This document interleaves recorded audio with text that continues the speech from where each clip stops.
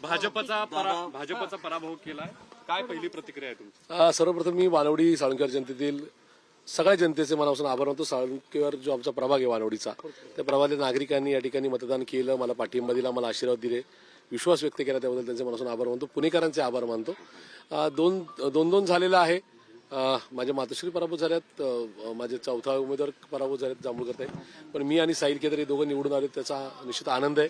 शेवटी जनमताचा कौल हा स्वीकारायचा असतो.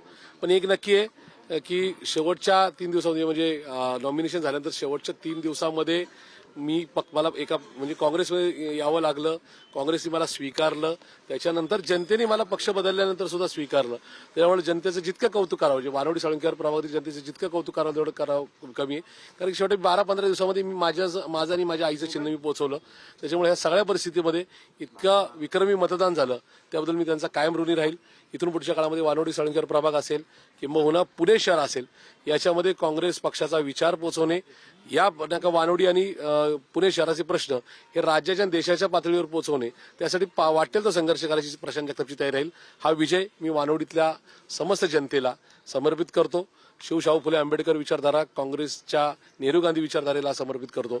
इथून पुढच्या काळामध्ये प्रशांत जगतापचा हा संघर्ष आणखी ताकदीने या ठिकाणी पुढे चालत राहील. विजयानं काँग्रेसचं खातं उघडलेलं आहे पुण्यातलं, तर काय त्या संबंधानं तुमची प्रतिक्रिया? या ठिकाणी काँग्रेसच्या नेतृत्वाने म्हणजे त्या ठिकाणी राज्याच्या किंवा देशाच्या स्तरावरच्या हर्षवर्धनजी सपकाळापासून राहुलजी गांधींपर्यंत जे किंवा मल्लिकार्जुनजी खरगे साहेबांपर्यंत ज्यांनी प्रशांत जगतापवर विश्वास ठेवला, बंटी पाटील साहेबांनी विश्वास ठेवला, त्यांचे मनापासून आभार. या निमित्ताने माझ्या निमित्ताने काँग्रेसचं या ठिकाणी खातं उघडलं, याचा मनस्वी आनंद आहे.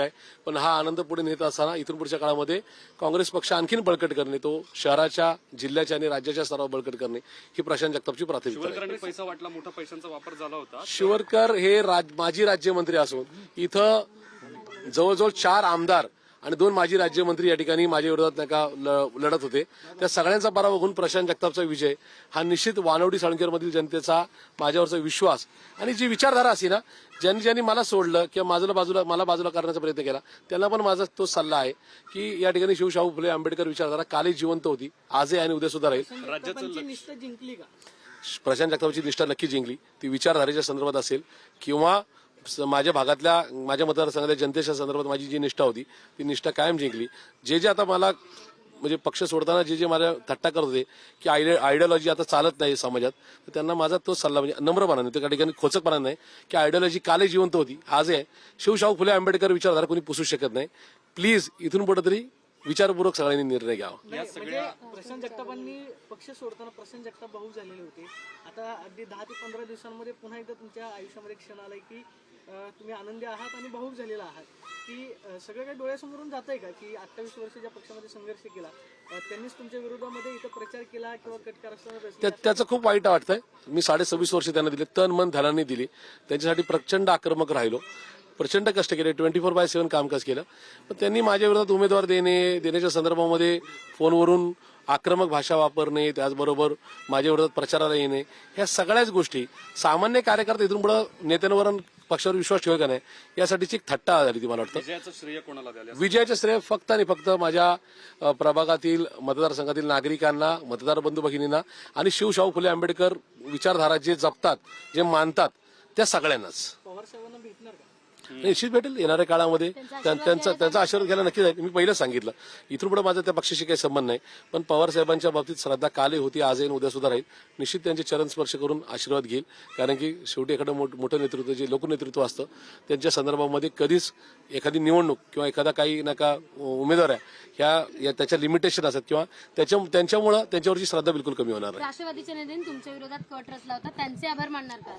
त्या सगळ्यांचे मनापासून आभार की प्रशांत जगतापला अगदी शेवटच्या क्षणापर्यंत ताटकळत ठेवून सुद्धा प्रशांत जगताप दुसऱ्या पक्षात जातो काय, अवघ्या उमेदवार घेऊन 15 दिवसामध्ये निवडून येतो काय, ह्या सगळ्या गोष्टी निश्चित ज्यांनी अशा प्रकारे प्रेम केलं त्यांचे सुद्धा मनापासून आभार. त्यांच्याबद्दल काय आदर शिल्लक राहील. चुरशीची वाटत होती तुम्हाला ही निवडणूक? निश्चित होती, कारण की भाजपची नका मोठी यंत्रणा या शहरामध्ये होती, माझ्या मतदारसंघात होती, माझ्या प्रभागात होती.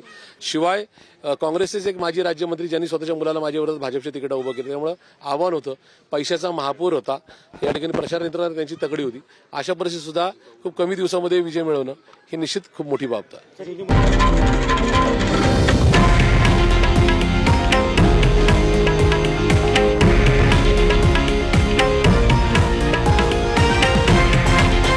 हे आहे देशातील नंबर 1 न्यूज नेटवर्क आणि आपण पाहत आहात TV9 मराठी, एकमेव.